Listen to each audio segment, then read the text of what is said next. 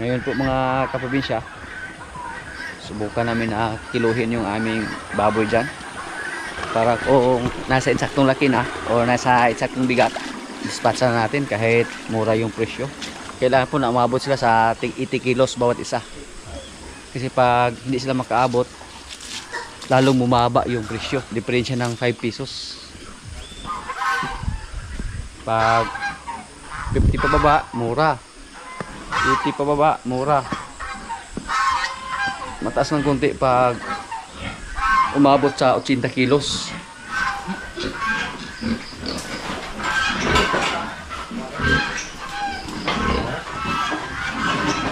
Ano na nangyari?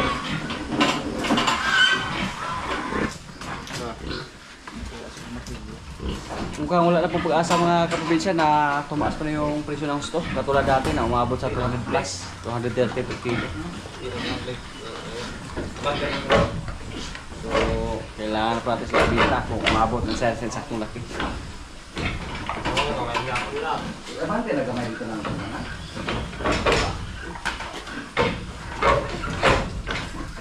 Wala ba naman ang musik at bagawa?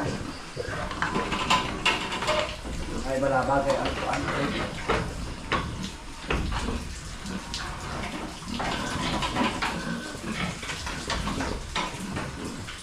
Dulu dengan itu.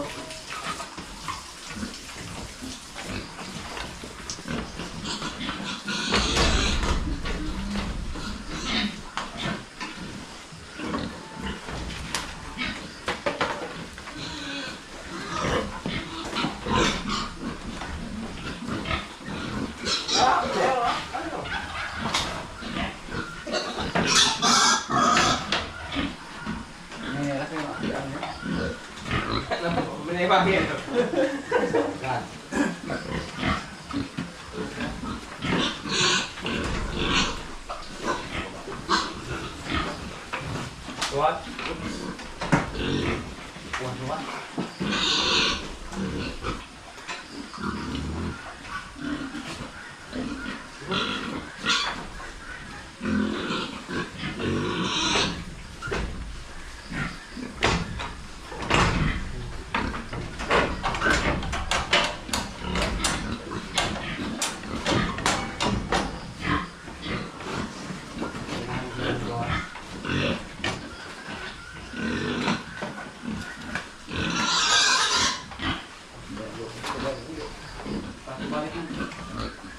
Yung pinakamalit yung kinilo namin mga kaprobinsya, nasa kuan lang 60 kilos, 68 sa 68 yung pinakamalit. Magtimbang tayo ng medyo malaki. Ay yung lock, pasan ang lock niyo.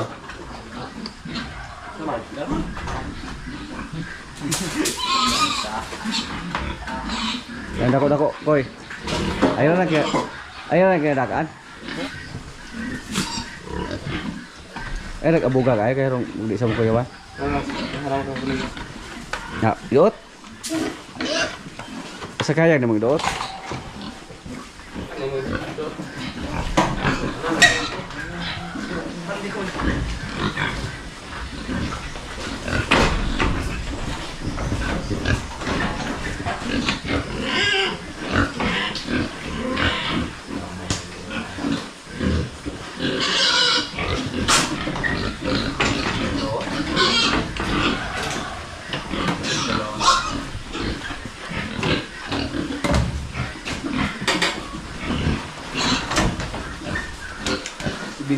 Si Binti to.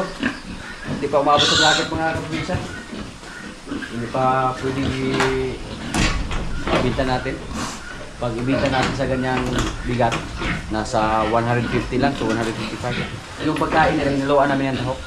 Sinadya po namin na para bumagal yung pagkain nila. Para makahabol sana tayo sa mataas na presyo. Pero mukhang malabo na. So ngayon, hindi na natin sila haluan ng tahok. Kainin na natin sila ng uso, tapos ibenta natin pag umabot ng 80 kilos. Kainin muna natin sila ng mga 2 linggo bago natin ibenta mga kaprobinsya. Para magdagdagan ng mga 10 kilo siguro. Bawat isa sa kanila. Tapos, puro feeds na yung pagkain natin. Hindi natin haluan ng tahok.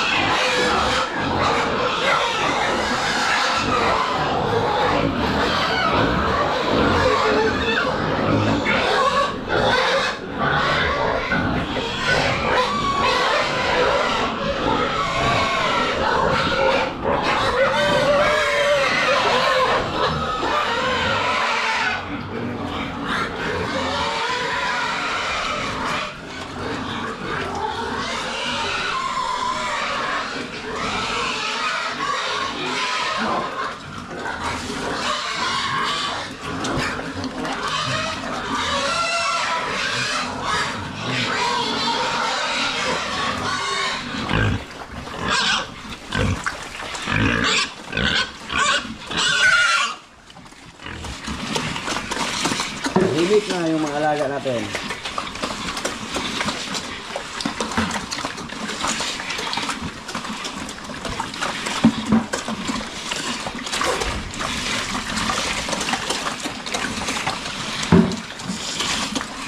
Pakbakan na natin sa tubigyan ng pagkain para bumigat at saka ilispasan na natin.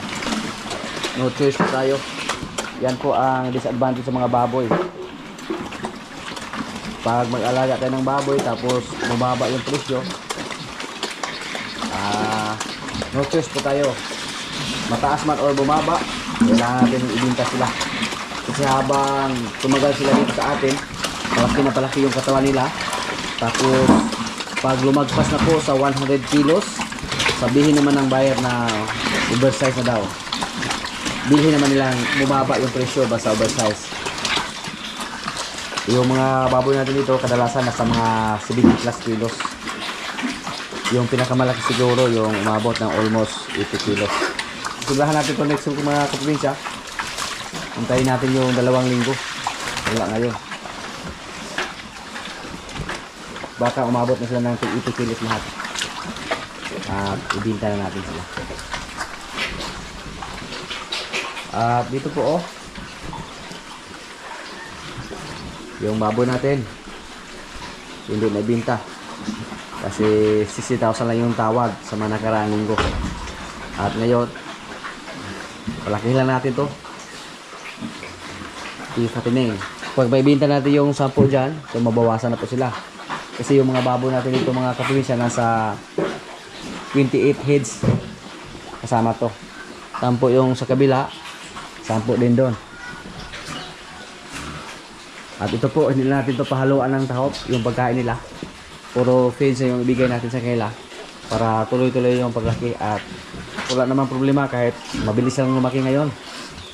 Kasi ibinta na natin. Hindi katulad sa nating baboy na naghintay sana tayo ng mataas na presyo. Sinadya natin, hinaluan natin ng tahop yung pagkain nila para bumagal sila ng kunti sa paglaki at saka makatipid tayo sa feeds. Hindi sila mag-oversize ba? Pero sa tingin namin hindi na tumaas yung presyo katulad dati. Karaming baboy daw yung sabi nila, kaya hindi tumaas yung presyo ng baboy. So ganun po yung ating pag-alaga ng hayop mga kaprobinsya, lalo na yung baboy. Surtihan lang.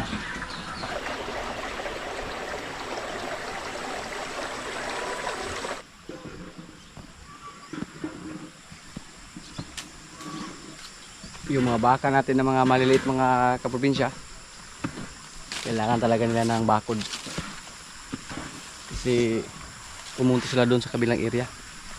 May mga tanim din na napier at kahit marami tayong napier dito, pumunta pa sila sa kabila.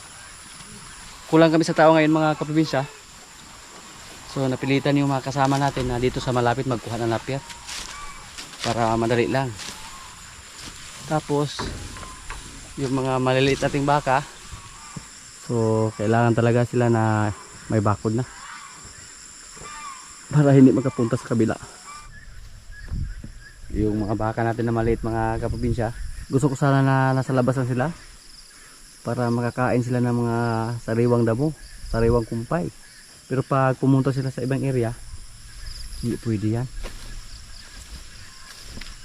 Makagasto lang po taning palit uguan ba, pag-wire.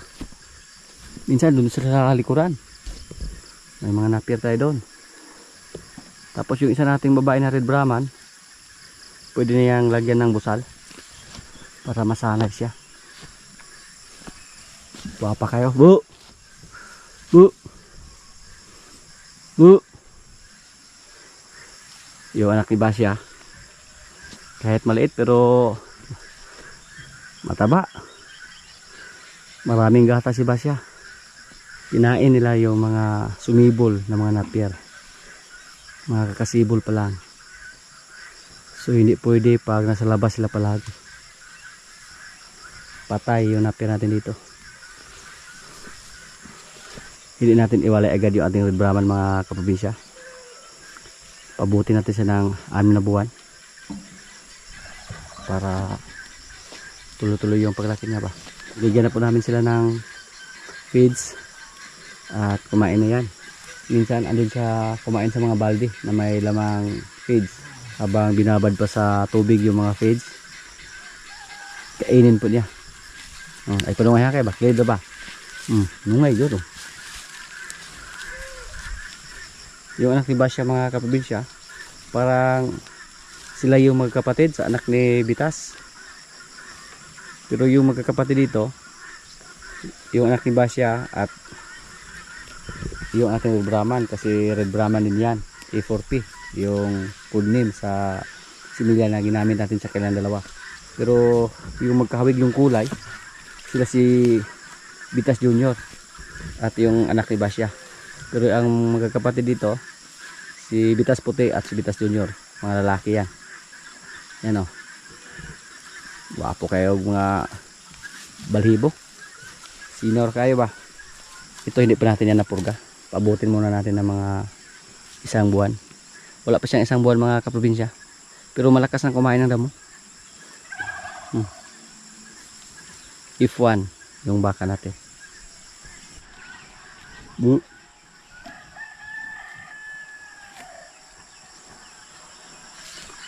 Unsa man ang buna nimo? Pati mahugawan nimo ulo. Hindi ni siya mailap mga kaprobinsya oh. Nagpahimas lang.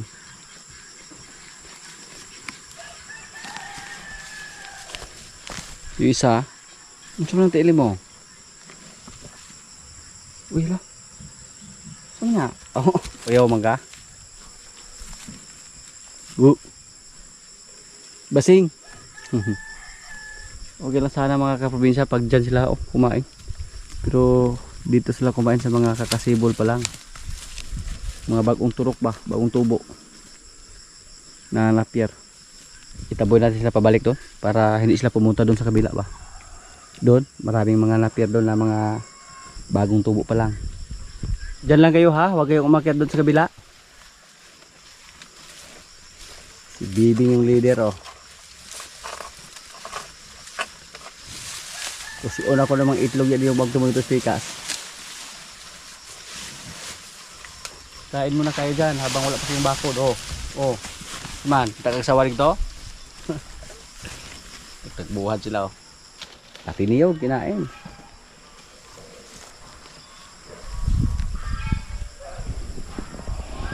Bigyan natin to sa ating kambing. May kambing tayo na nahulog sa sapa sa mga nakaraan. Pero buhay lang siya mga kaprobinsya. At sa tingin namin makasurvive yun.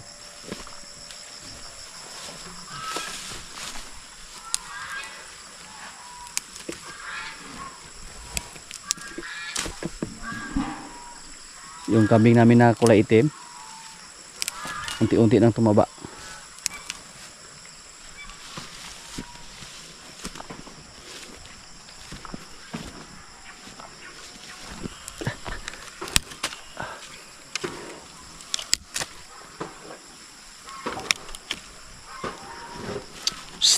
Oh, basig buong punta mo dito spikas na. Buli.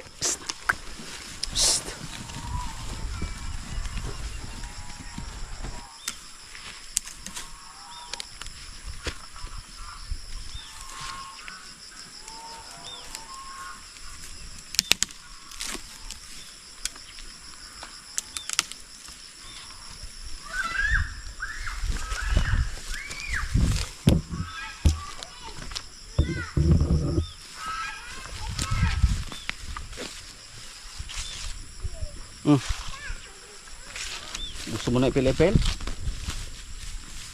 Kaon yun po. Walang pili oh.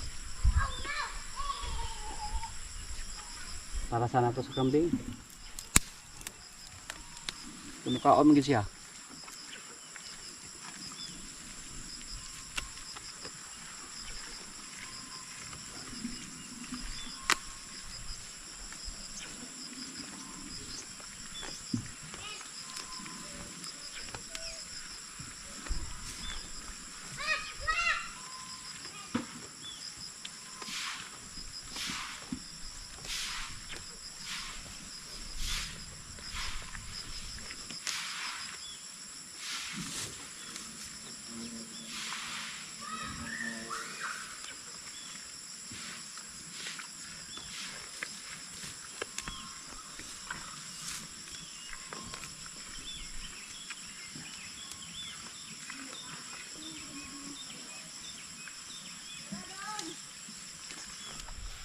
Dali.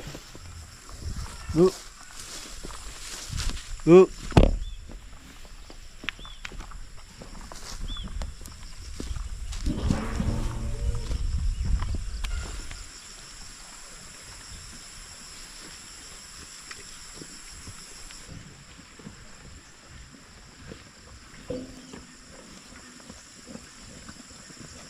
Good.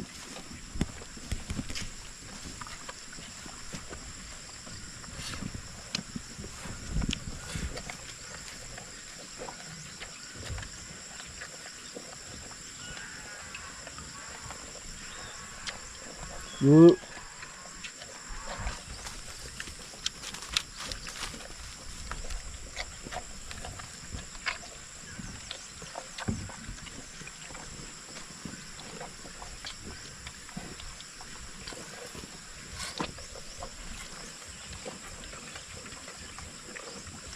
Ginanahan silang kumain ngayon, oh. Minsan hindi na maubos yan. Katapos lang kumain ng mga damo doon, bigyan namin sila ng feeds. May halong tahok.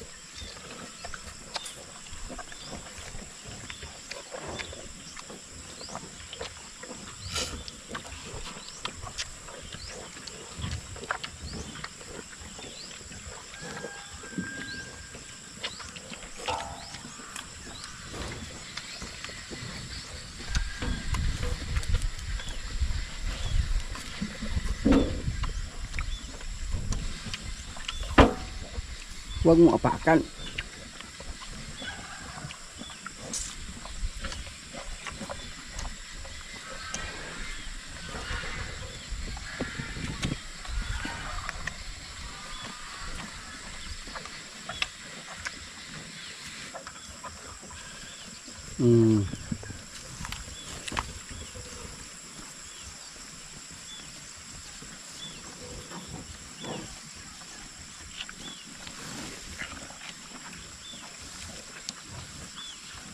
Para to sa ating kambing mga kaprobinsya na nahulog sa sapa.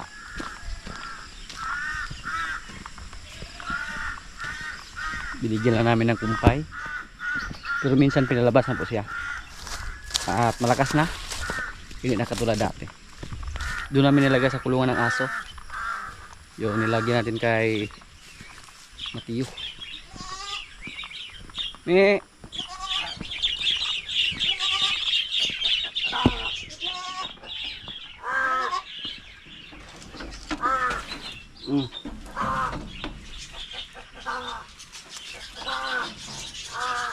Malakas siyang kumain ng epilipis.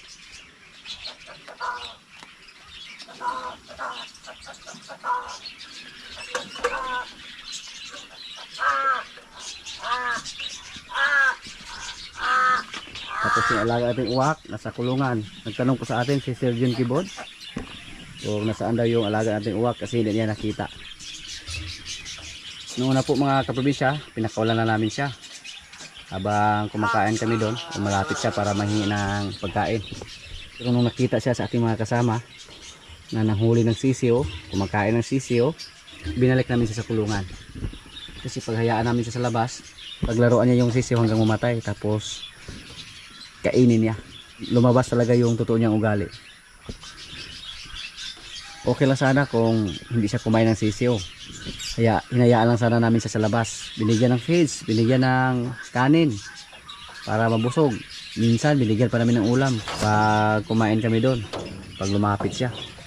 Pero kumain siya ng sisiyo mga kaprobinsya, delikado. Baka lalong hindi na dumami yung mga alaga natin dito manok. Tapos marami pang mga predator dyan, dumagdag pa siya, wala na. Sayang yung mga alaga natin pag nasa labas na siya palagi. So ibalik kami sa kulungan. Tapos yung kulungan niya mga kaprobinsya, hindi naman to masyadong maliit, medyo malaki naman to. Katulad din siya sa ating alagang unggoy. Dati po yung unggoy natin nasa labas lang, pero pinagdiskitahan na yung mga alaga nating manok doon, pati yung mga itlog nila kinuha, tapos hindi kinain, binasag lang. May mga ugali silang wild kahit andito pa sila sa atin. Kaya ang ginawa natin, ibinalik namin siya sa loob ng kulungan. Okay lang sana kami pag hindi siya manggulo doon sa ating mga alaga.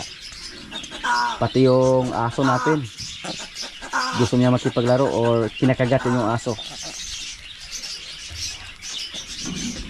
Delikado, baka mapuruhan siya sa ating mga aso dito. Buti na lang, parang inikindi lang siya sa mga aso natin.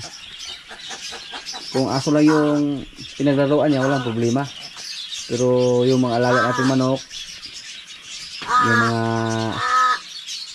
alaga nating ginya, binulabog niya. Tapos napapansin po namin sa mga kaprobinsya na nangagat siya ng ibang tao.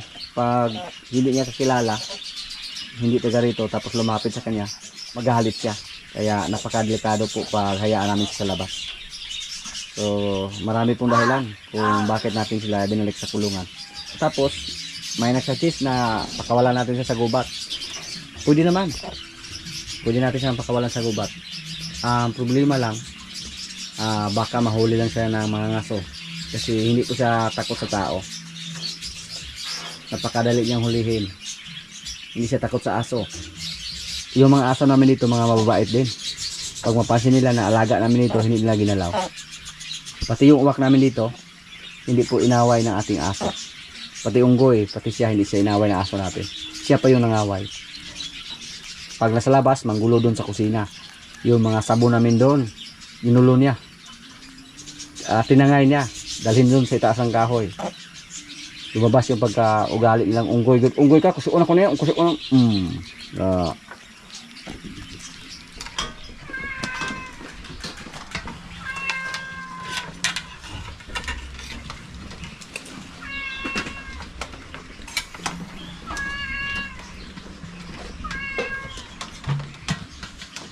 Consider.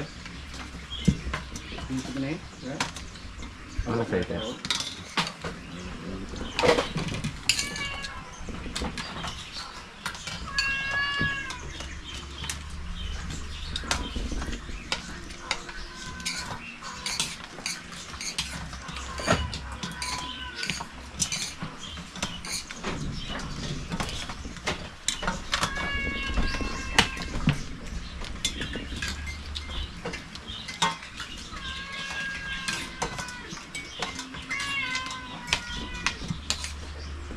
Fried chicken wings to.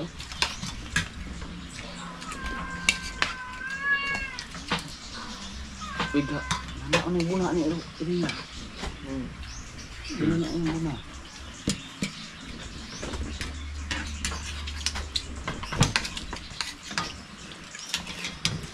Wala ito na natin ni Bird Park. Ito lang. Terus ano na ako? Ini ang buna.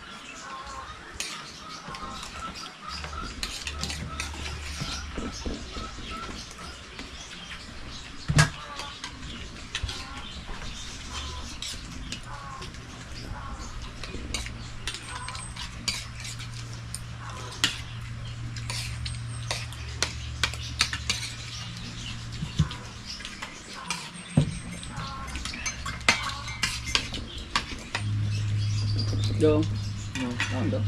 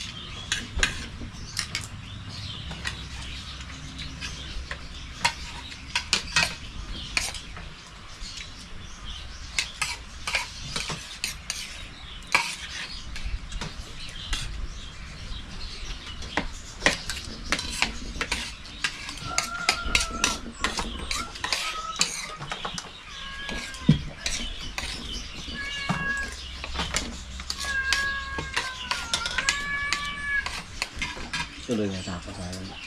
Tutang tuloy na ako.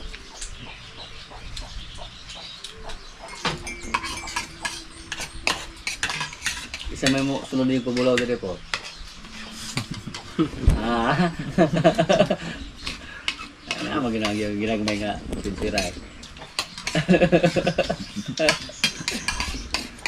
Palit ka, gano'n. Season ka na. Ha? Masaya na ito sobra pala rin. Daghan na to. Kung saan mo niya. Kati ba niya. Kaulian mo niya to. Ay, sobra niya. Nagpo ka. Saan na eh? Sa Bulaw. Nagpagapon. Mutangan mo lang kung ano. Kulinos na ako. Wala akong kapabulaw. Wala akong buho. Baga-baga lang yan. May baga akong buho. Baga siya. Dua ka. Mana. Pero may sinaw, di ba sa? Yan. Ano, ginagin sa klaro na. Walang makagagmay mo lang nakita. Makagagmay ng gano'ng mas buhok. Ngayon sila gani, o siging kiskisan mo, dagko ng lugar. Bot. Di ko.